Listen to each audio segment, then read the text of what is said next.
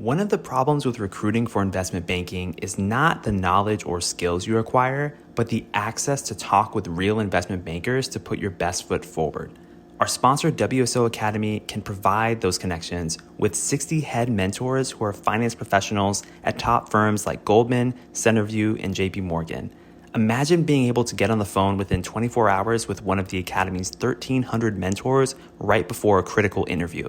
Get on the waitlist for WSO Academy today by clicking the link in the show notes or by visiting wallstreetoasis.com/academy.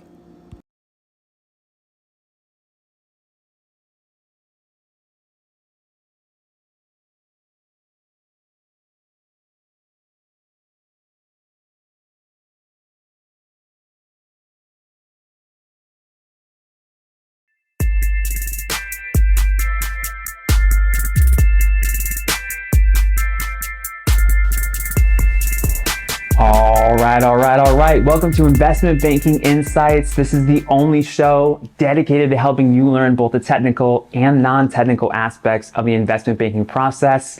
My name is Alex Mason and I am your host, and I'm a current first-year student here at Cornell getting my MBA, pivoting from aerospace engineering to investment banking. And I'm just really excited to share what I'm learning with you as you go through your own recruiting process. And today I want to talk about the 5 reasons you should not go into investment banking. And there's a lot of people who are just really interested in investment banking and they get all into it and they go for it only to realize that maybe it's not the best career path or the best job for them. And I want to help alleviate some of these concerns or potential concerns that may come up as you pursue this process, because it's always a great idea to get a sense of what an industry or a job actually is like before you jump into it, especially something like banking, because preparing for it is a lot of work and a lot of time invested. And so I don't want you to waste your time if it's really not suited for you. So the first reason that you should not become an investment banker is because you want to get rich quickly. I mean, there's a lot of misconceptions about banking. Like, people think that bankers become like instantly rich and wealthy and all sorts of things. And I'm not saying necessarily that you feel that way, but there's a lot of people who kind of have those conceptions. Do bankers make a lot of money? Yes, they absolutely do. So I want to be clear on that. But it's not like you're going to become wealthy overnight. There's a lot of levels to it.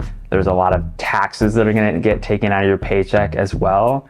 And there's just a lot of grinding that happens in the business itself. So just because you want to become wealthy or you want to have a high income, that's not really a good enough reason to become an investment banker, and is definitely never an answer you want to give in an interview, because that's just going to come off as like really shallow, and it's just not a great answer. It's just not a great idea to jump into any industry where you don't really have a passion, but you're really just concerned about making a paycheck, because it's going to come out sooner or later and you're just not going to be having fun in the job anyway. And over the long term, there's just not going to be a lot of sustainability there. So don't pursue investment banking just because you want to get rich quickly. Reason number 2 you should not pursue investment banking is because you want a prestigious job. Now, you may have seen movies or shows or things on the internet where you kind of have this image of an investment banker wheeling and dealing and doing all sorts of very glamorous things. And the reality is it's not like that. Now, full disclaimer, I haven't started my internship just yet, so I haven't lived it quite myself, but I have talked to many people who have. And what I can say is that there's a lot of non-glamorous aspects to being an investment banker. You're going to be spending many hours working, 50, 60, 70, 80, 90 plus hours a week, depending on your firm and your situation, where you're just doing a lot of work. And some of that work is going to be repetitive, some of it's going to be administrative, some of it's going to be non-glamorous, like fixing your PowerPoint decks or rebuilding financial models or checking in on clients.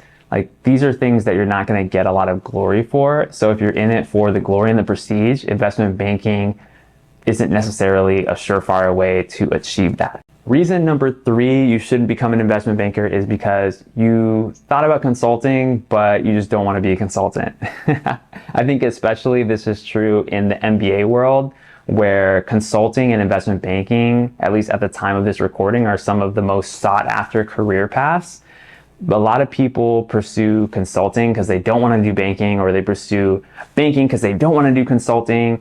And that's just not a great reason, because employers don't want someone who's running away from something. They want someone who's running towards something.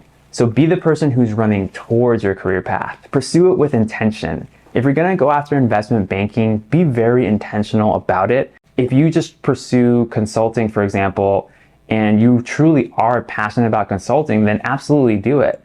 But if you're pursuing that and you decide, you know what, this isn't really for me, I'm just going to go to the other high prestige or high pay career path that I can see in my purview, such as investment banking, like, that's not a great reason. And again, this kind of comes back to the passion aspect of it, comes back to connecting what investment banking actually is, not what you perceive it is in the media, but what it actually is with you and your story and your why. That's why it's very dangerous to jump into investment banking just because some other career path didn't work out, or you're just not that excited about it and you're kind of jumping from thing to thing. So be very careful to not run away from things too much, but make sure you're running toward things that you want. Reason number 4 to not become an investment banker is because your friends are doing it.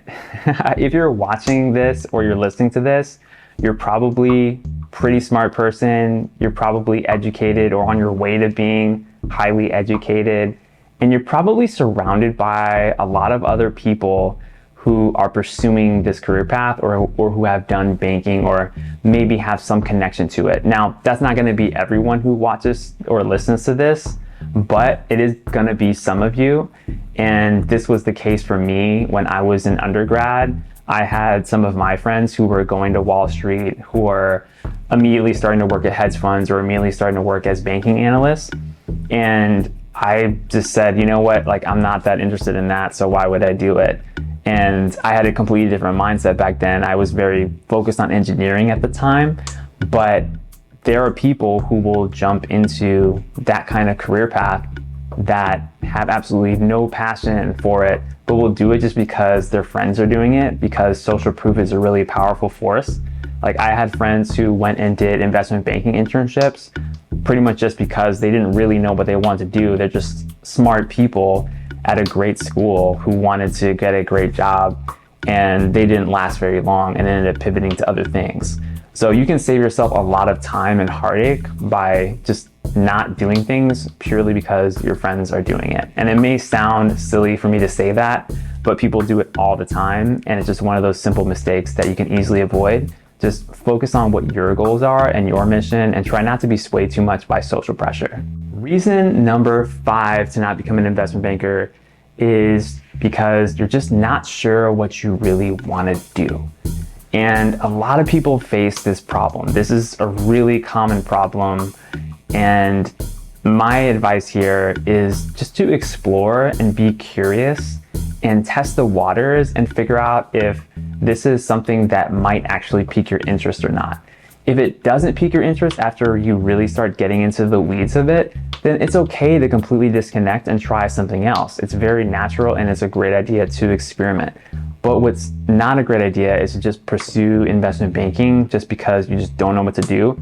This is similar in scope to not doing it because you just don't want to do consulting. Like, if you don't have a passion for something, or you don't think you might be able to cultivate a passion in something, then you should be very careful about dedicating a ton of your time, energy, and resources to it. So I was an engineer in aerospace for over a decade, and I really loved it.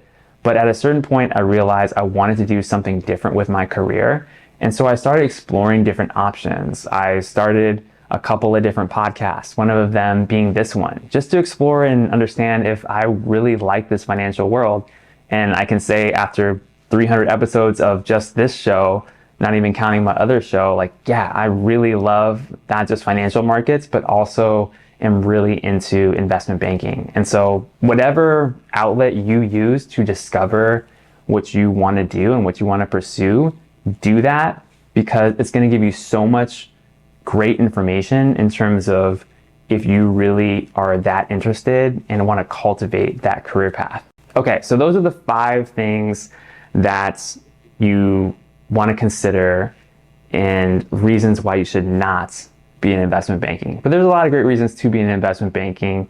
It's analytical, you get to work with people, you get to make deals happen, you're actually shifting the economy by your actions, helping companies raise money, helping companies make very transformative strategic decisions. So there's a lot of great things about banking, but I created this episode because I just wanted you to go into your eyes wide open, especially if you're new in this journey and you're just beginning and want to become more informed of as far as the reasons why you shouldn't go into banking. So I hope that was helpful. My name is Alex Mason. I'm your host here on Investment Banking Insights, and I will see you next time.